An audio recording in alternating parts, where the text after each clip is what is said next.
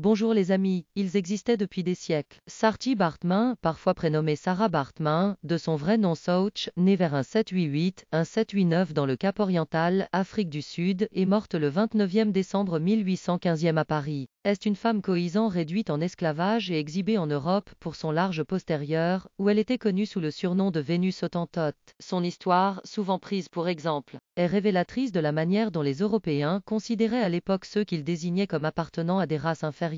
Elle symbolise également la nouvelle attitude revendicative des peuples autochtones quant à la restitution des biens culturels et symboliques ainsi que des restes humains qui figurent dans les musées du monde entier. Saartjie Baartman naît aux abords du fleuve Gantous, Cap Oriental, aux alentours de 1789-2, dans l'actuelle Afrique du Sud au sein du peuple Khoikhoi, Khoisan, le plus ancien de la région sud de l'Afrique. Issu d'un métissage des ethnies sud-africaines Khoikhoi du côté de son père et San du côté de sa mère, Souch est asservie dès sa petite enfance avec ses 3 frères et 2 sœurs par des fermiers boers. Elle est d'abord esclave dans un kraal voisinant la ferme de son bas. L'Afrikaner Peter Keizer. Conformément à l'usage esclavagiste, son maître la dote d'un prénom néerlandais, Saartjie, diminutif de Sarah, son nom de naissance étant inconnu. En 1807, les 3 sœurs font l'objet d'une transaction et sont envoyées dans la ferme voisine du frère de leur maître, Hendrik ou Hendrik Keizer, qui les asservit contre du tabac et de l'eau de vie, une technique fréquemment utilisée. Saartjie racontera qu'entre-temps, elle a été mariée à un Khoikhoi dont elle a 2 enfants. En 1810, un chirurgien militaire de la marine britannique, Alexander Dunlop, en visite chez les Keizer, découvre la morphologie hors du commun de Saartjie, hypertrophie des hanches et des fesses, stéatopygie, et organes génitaux protubérants, macronymphie appelée tablier des Hottentotes. Dunlop voit dans ses particularités physiques l'occasion de gagner de l'argent en exposant ce spécimen dans des os humains. Il convainc Hendrik de s'associer à son affaire et d'embarquer avec Saartjie pour l'Angleterre à bord du Ham's Diadem le 7 avril 1810. Cette dernière accepte car son manager Hendrik lui fait croire qu'elle y trouvera fortune et liberté en contrepartie de l'exhibition de son corps et de danse au son de la goura. Débarquée à Londres en septembre 1810, Saartjie y devient un phénomène de foire. Dans une salle louée de Piccadilly Street, elle est exposée dans une cage surélevée, d'où elle sort pour donner à voir son anatomie particulière au son des colibets et sous les attouchements de spectateurs encanaillés. C'est à cette occasion qu'est inventé son surnom moqueur mais aguicheur de Vénus Hottentote, tandis que les Londoniens ridiculisent celle qu'ils appellent Fabum, gros cul. L'African Association intente un procès le 24 novembre 1810 contre Keizer accusé de l'exploiter, de l'exposer de manière indécente et de violer l'acte d'abolition de la traite des esclaves de 1807. Mais Saartjie témoigne ne pas agir sous la contrainte, Keizer la fait passer pour une artiste et Dunlop produit un contrat, probable subterfuge légal,